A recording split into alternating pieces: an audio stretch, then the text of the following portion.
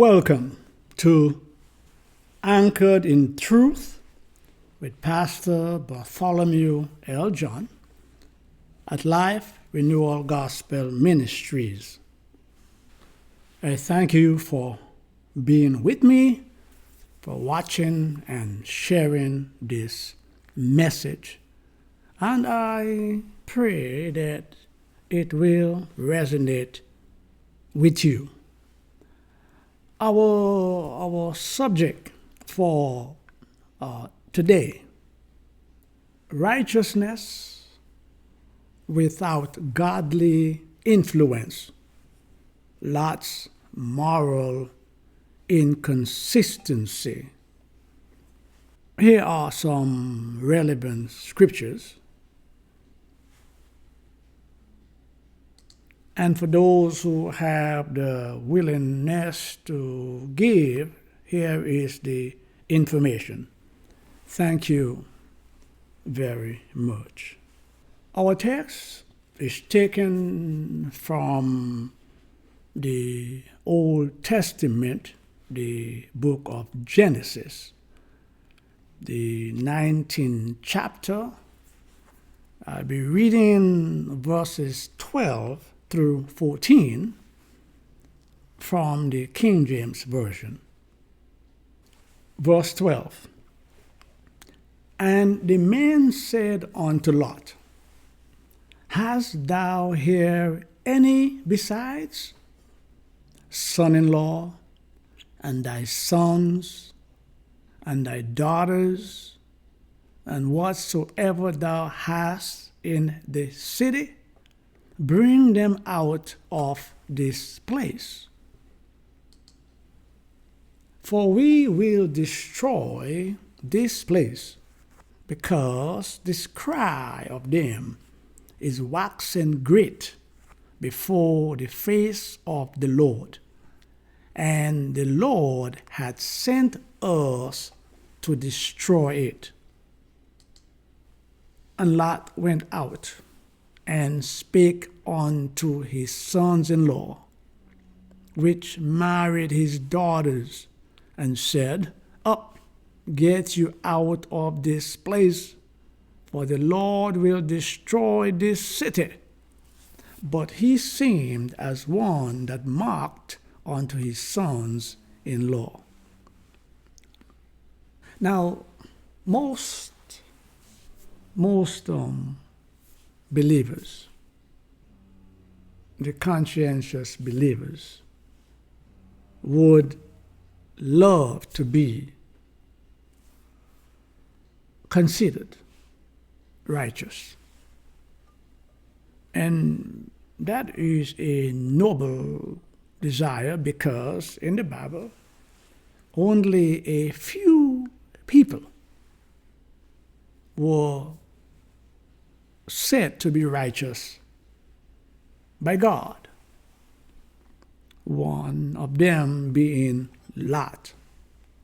But what the scripture reveals is that a person could be declared righteous by God, and that person has no influence over his household, his city, or those he interacts with.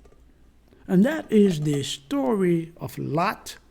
We're going to follow his story, and I hope as we go through, it will raise our awareness that Jesus expects all believers to have some form of godly influence, because he designates us, he calls us as the light of the world and the salt of the earth. And I hope that we will become more aware that we need to have some godly influence and not being righteous in God's eyes.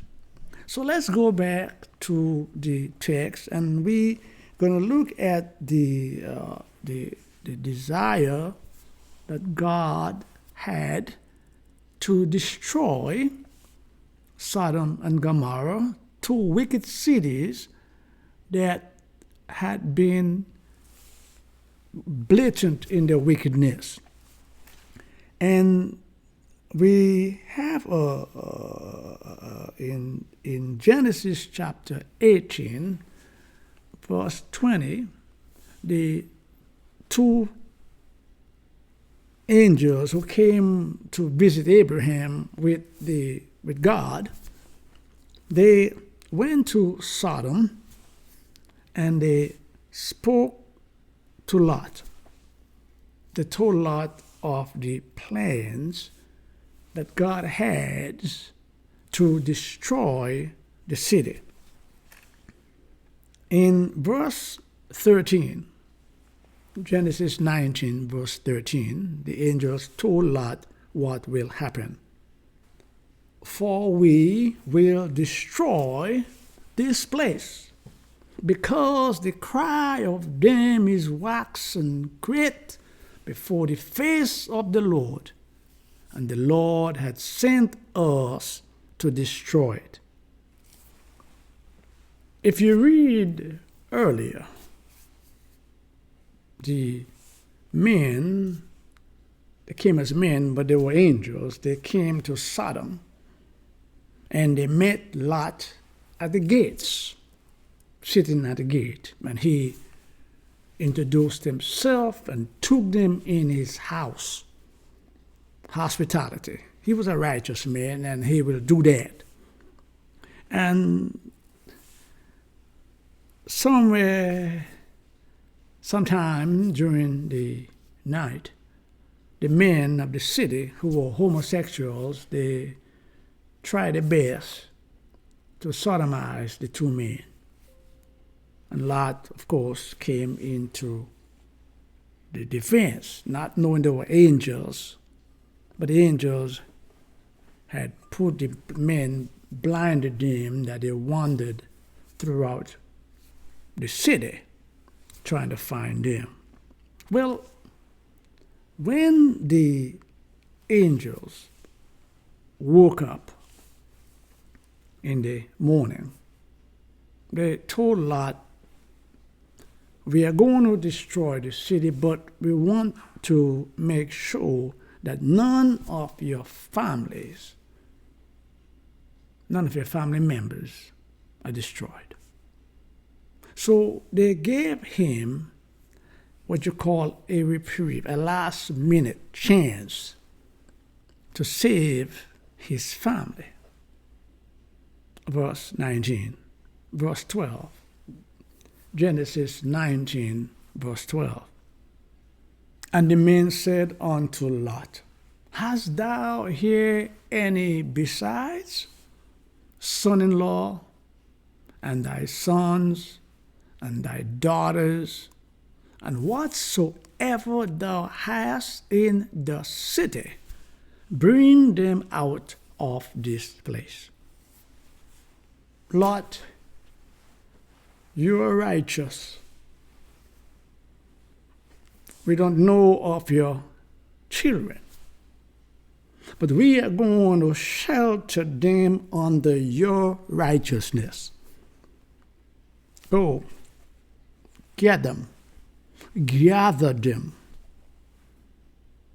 like Rahab did in the book of Joshua, chapter 6. Go get them. You are a righteous man, and I know your children and your family would respect you as a righteous man.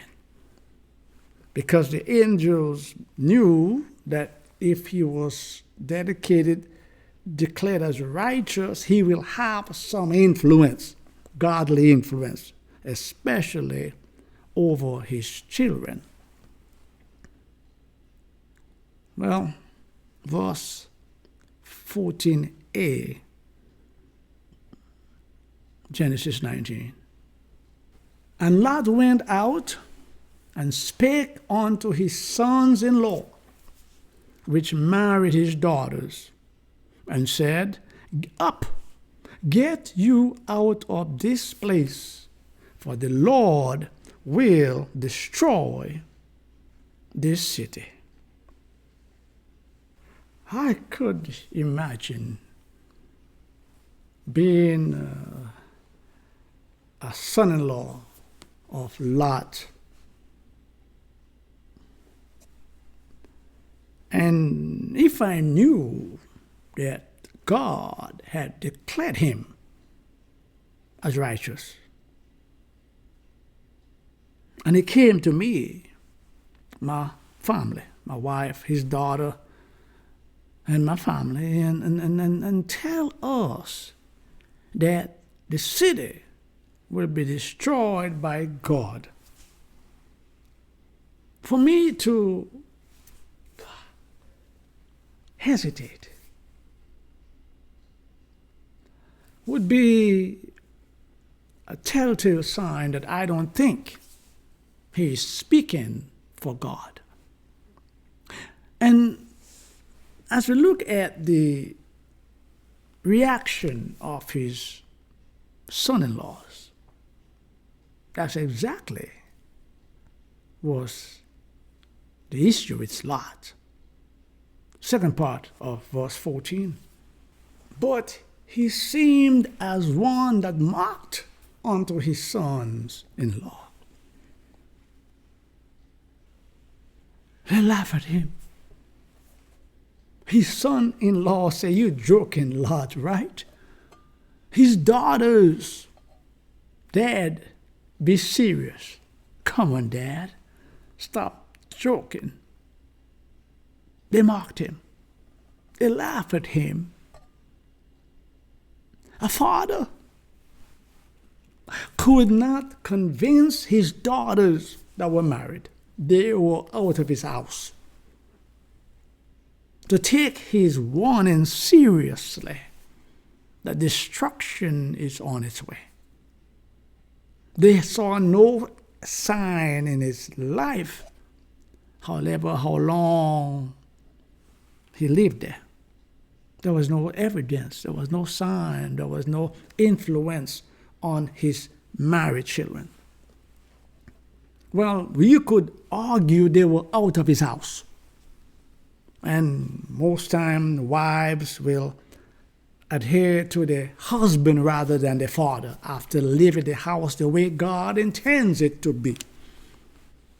Man shall leave his mother and father and cleave to his wife. So his wife most likely will go along with her husband. We understand that. That could be the justification. Maybe the daughters who were with Lot were righteous. Maybe the men they married in Sodom was unrighteous, and that unrighteous husband tainted their righteousness. If Lot had any righteous influence over his daughters who left his house to be married. But the thing is, if the daughters who left his house were influenced by the husbands, then we expect the daughters who are in his house to be under his influence. And of course his wife, who lives with him, sleeps in the same bed with him, eat from the same whatever together, she should be, of course, under the umbrella of his righteousness. I noticed that in ministry, usually when a woman is the believer, a husband seldom follows, and she has very little power or influence over him attending church with her. But the opposite is true, that when the man is the righteous one, the wife tends to follow him. So if Lot is the righteous man in his house, if he had influence over his wife, she would have followed him. She would be with him. So let's look at the results. The city will be destroyed for certain.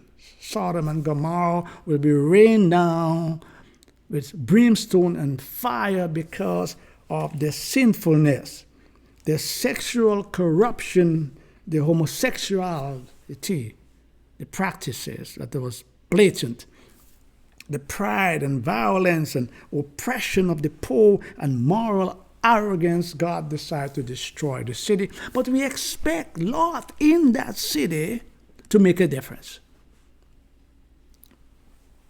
Well, when the Lot came back to the house, the angel said, "Where are your boys? Where are your family?" And Lot would have said, "Well, they think I'm joking." And I could see the angel looking at Lot.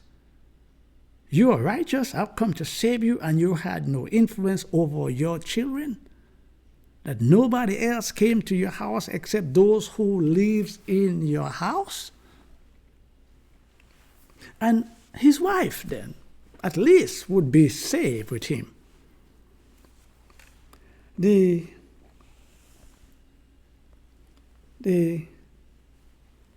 story with his wife, as we look at Genesis 19:26, they left, they're on their way, and the angel told them, "Don't look back. Don't look back. Leave the city. You're done with the city. Don't even look back." But guess what his wife did? But his wife looked back from behind him, and she became a pillar of salt. So Lot's righteousness did not influence his wife to stay with him. She was more attached to Sodom, whatever was going on in Sodom, than Lot's righteousness. And you see, this is serious, because Jesus used Lot's wife as an example to worldly attachment. The wife was not attached to Lot's righteousness. She was attached to whatever was going on in Sodom and Gomorrah. And in Luke chapter 17, verse 32, this is Jesus' warning for us. Remember Lot's wife.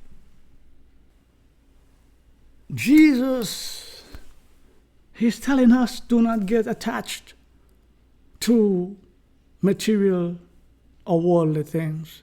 But Lot, he was righteous, yet his wife did not glean from that righteousness. Well, she's an adult, and Lot had no control over his wife. You could argue that. She did what she wanted to do. You can't blame Lot for that. But usually, a Christian husband, his wife follows. His wife is with him. The godly woman will be supportive of her godly husband, unless she did not see anything resembling that righteousness in the house. Well, how about his two virgin daughters that were with him? At least he had control over them. They were still in the house and they were unmarried. How about them? Well, let's look at Genesis chapter 19. Let's go to verse 8. Lot is speaking to the men, the homosexuals who came to the door, demanding the two angels. It's Lot's house. And guess hear what Lot told them. "Behold now, I have two daughters, which have not known man. Let me, I pray you, bring them out unto you, and do ye to them as is good in your eyes. Only unto these men do nothing, for therefore came they under the shadow of my roof." Lot was more concerned about the legal protection of strangers, the law of hospitality. You were responsible to protect those who came to your house. But what is the moral law? Which father with godly influence would even entertain the thought of compromising his two virgin daughters' sexuality to some homosexual.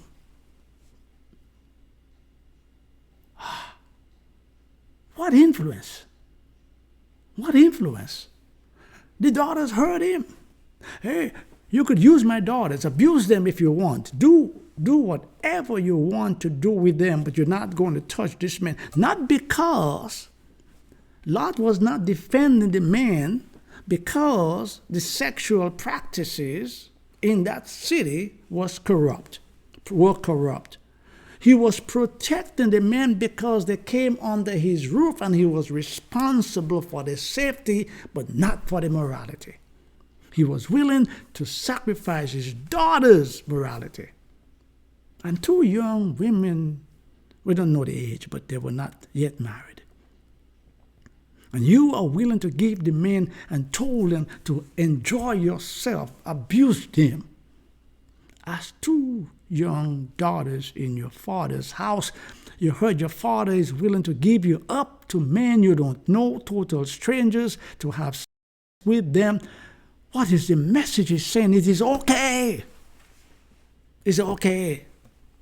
So guess what? They escaped the city. The angels brought them out. They got to a city, and the girls have been in Sodom for so long, and they heard their father was willing to sacrifice them, let them have fun. And so this is the result. This is Lot's legacy.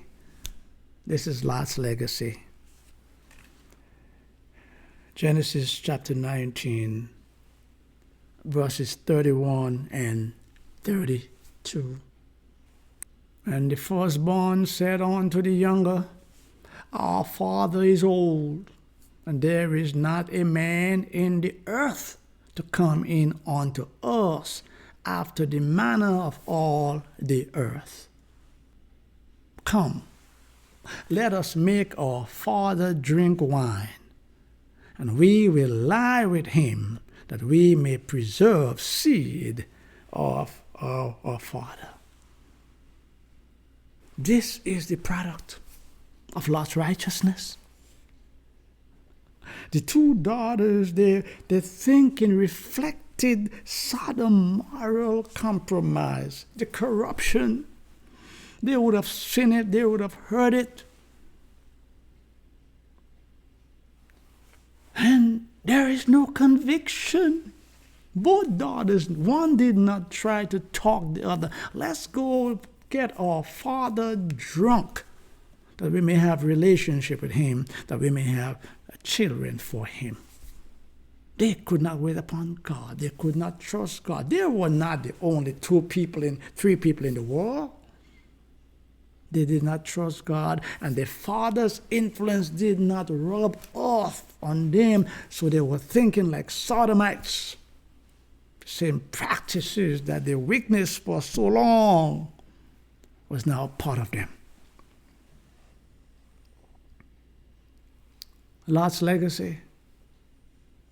Genesis chapter 19, verses 36 to 38. Thus were both the daughters of Lot with child by their father. And the firstborn bare a son and called his name Moab. The same is the father of the Moabites unto this day. And the younger, she also bare a son and called his name Ben-ammi. The same is the father of the children of Ammon unto this day. Now, I need to make it clear that Lot was not part of it. He was drunk. But both sisters, one did it one night, the other did it the other night. They both became pregnant. That's incest. The Moabites and the Ammonites. And guess what? They were not friends of Israel.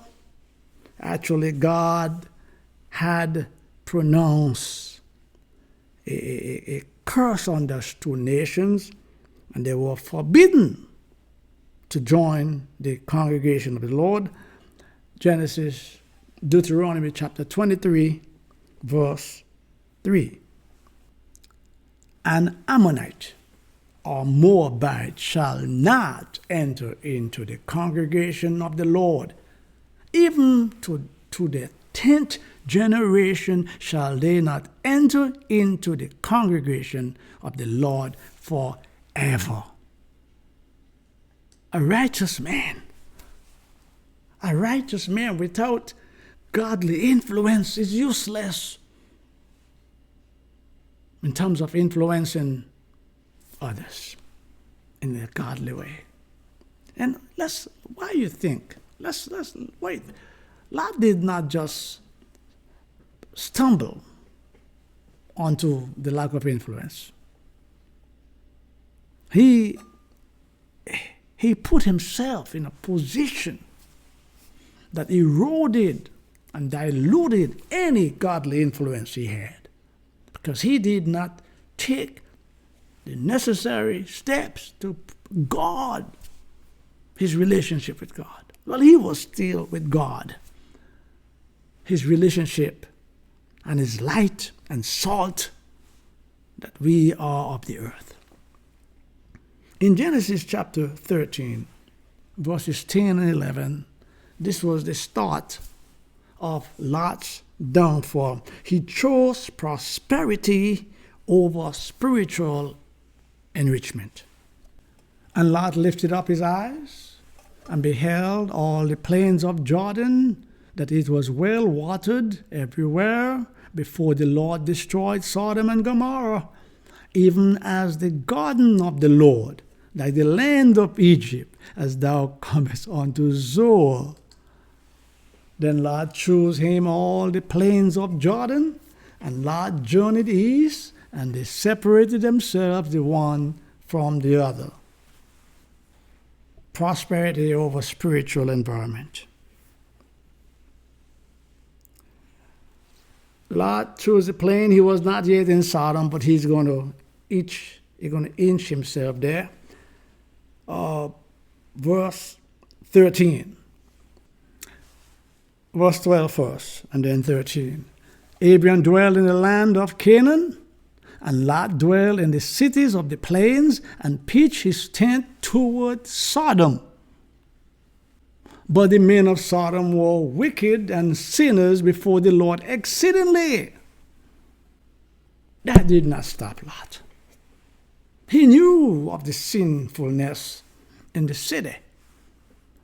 And some people will choose a good paying job, a material blessing over spirituality, over sanctification, over morality, over godly influence. So he went towards Sodom, and eventually he moved into Sodom. The Bible does not tell us that Lot moved. He does not tell us when he moved, but verse 12 let us know Lot was living in Sodom. He went right into the city itself. And they took Lot, Abraham's brother's son, who dwelt in Sodom, and his goods, and departed. When the 4 kings attacked Sodom, they took Lot because he was living in Sodom. So he started on the fringe of Sodom, then he got closer, and now he's really into Sodom. And you could be in a city, pastor, and you don't have to be part of the city. That's true. You could be in a city. It doesn't mean everyone who lives in corrupt cities are corrupt. But the influence, your influence must be felt in that city.